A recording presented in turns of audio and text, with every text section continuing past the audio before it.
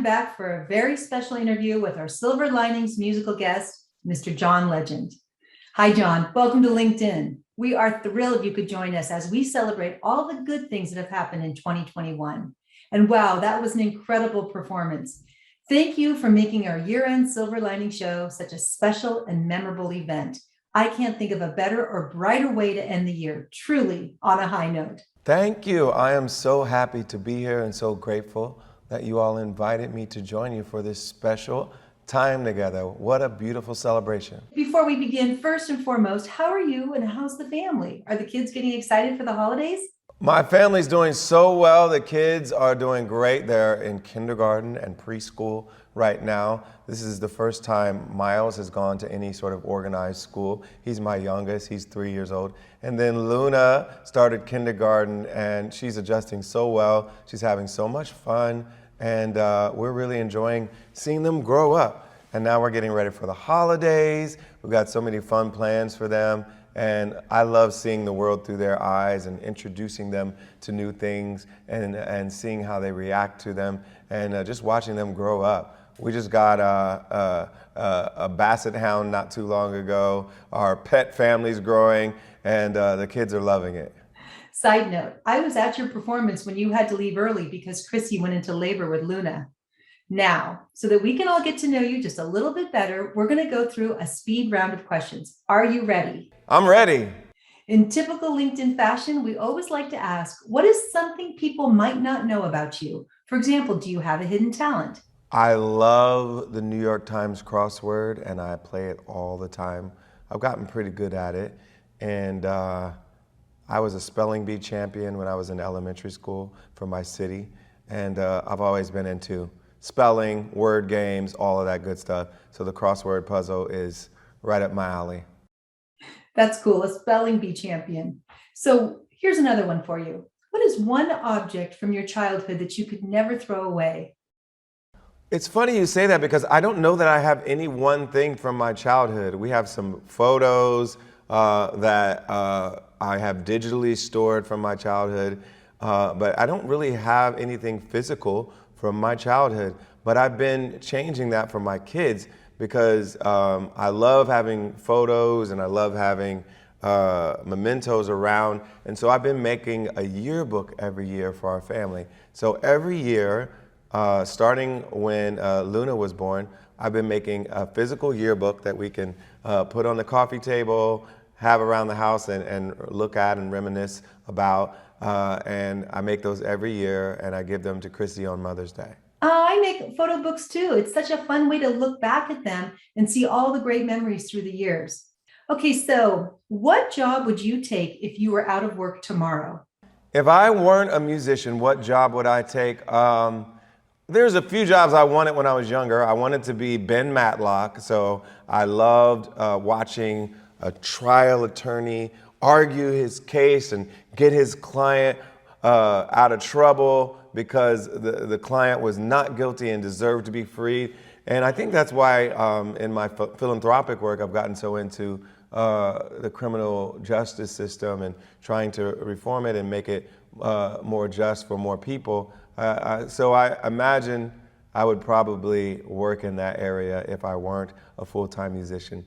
And as you probably know, I do a lot of that in my spare time, but my day job is pretty awesome, and I still love being a musician.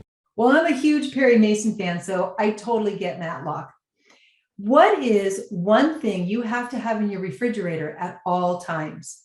One thing I have to have in my fridge at all times, my favorite little go-to snack is just cold cuts. I like a few sliced ham slices or like turkey slices.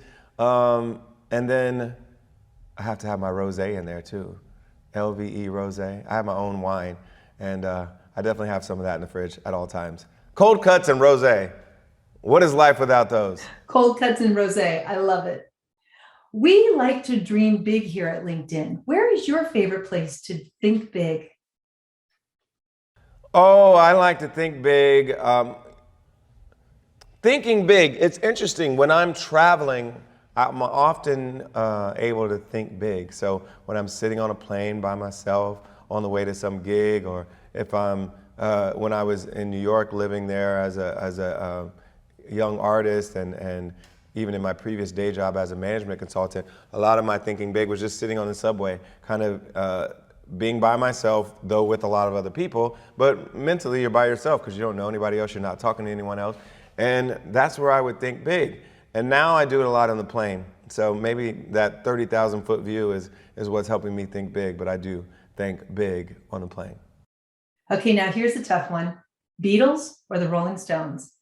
Ooh, Beatles or Rolling Stones? I'm going to say I tend to like Beatles songs better. Like they have, I think, a deeper catalog of songs that I love the songwriting of. But there's something about the Rolling Stones. They were just cool, they were rock and roll, they were just, you know, something special about them. So they're like a little more unpolished and a little dirtier, but it was something very cool about that. But that being said, I'm definitely a little bit more of a Beatles fan when it comes to the songcraft of it all. As a songwriter, I'm definitely more into the Beatles. Well, you've had a very successful career and are a household name. How do you balance that version of your identity with the normal father, husband, friend, John Legend?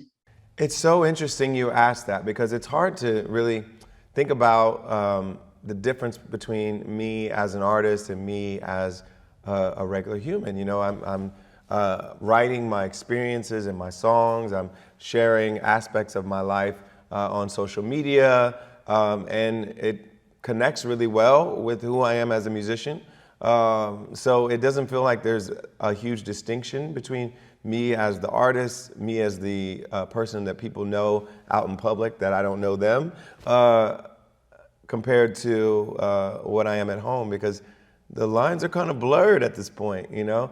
And I think we all, as people who are in the public eye, have to make decisions about how much we share with the public, how much people know about our relationships, how much they know about our kids. Some of my friends don't like sharing pictures of their kids publicly because they'd rather the kids kind of make their own choices about whether or not they're seen by the public. But Chrissy and I feel like it's more natural for us to be sharing some of our family moments, for us to let people in on our lives a bit, because it's so connected to who we are as creators. Chrissy's a cookbook writer and a queen of all things cooking and domestic, and I'm a musician, and I write a lot about our lives and my own relationships, and it feels weird to let people in that way, but not also share some of our personal lives with them too. I think with the world we live in today, the lines are blurred. That gives us so much more freedom to be our authentic selves. And I love following both of you on social media. Thanks for being so open. Now, today is all about silver linings as we look back and are sharing the moments that matter to us in 2021. Do you have a silver lining to share? Maybe it's just a simple joy that put a smile on your face, new experience you had. Did you learn a new skill like how to bake sourdough bread? Well, you know, 2021 had some challenges for us as a family and for so many families around the world. But one of my refuges has always been to be able to write music. And I've written a lot of music this year, and it's brought me joy. It's brought our family joy. Some of the songs even brought us healing as we were going through some tough times together. And so I can't wait to share some of that music with you. I have some new music I'll be debuting next year. But in the meantime, it's brought us joy to create it and use this creative outlet that I have to help us deal with tough times. Well, as a music lover and someone who believes music can lift our spirits and bring us joy, I want to thank you for being with us today, John. You created a special moment for all of us at LinkedIn. Do you have time for just one more question? Sure. Okay, great. Do you have any parting thoughts on what you'd like to share as we head into the holiday season and the new year? Well, I've always felt that the holidays are a great time to reflect on who we are and who we love and who we want to be in the world. We get a chance to spend time with our families. We get a chance to share gifts with each other. And hopefully, as we're sharing gifts with each other and the people that we're close to, we think about the broader world. Like, what is our responsibility in the broader world? It's easy to love our family members. It's easy to love our close friends. But I always ask people, what would it be like if we loved strangers, if we loved our neighbors, if we loved people who live across town, people who live across the country, across the world? And hopefully all of us, as we're joined together in this global community, this network of people, hopefully we can all think about how we become better citizens in this world, how we think about the value in every human life, and behave accordingly. Oh, that's just lovely. And such a good reminder. So again, thank you, John. And now to my LinkedIn family, thank you all for joining the Silver Lining Show. I'm wishing all of you a healthy and happy holiday season, and I will see you all next year. McQueen out.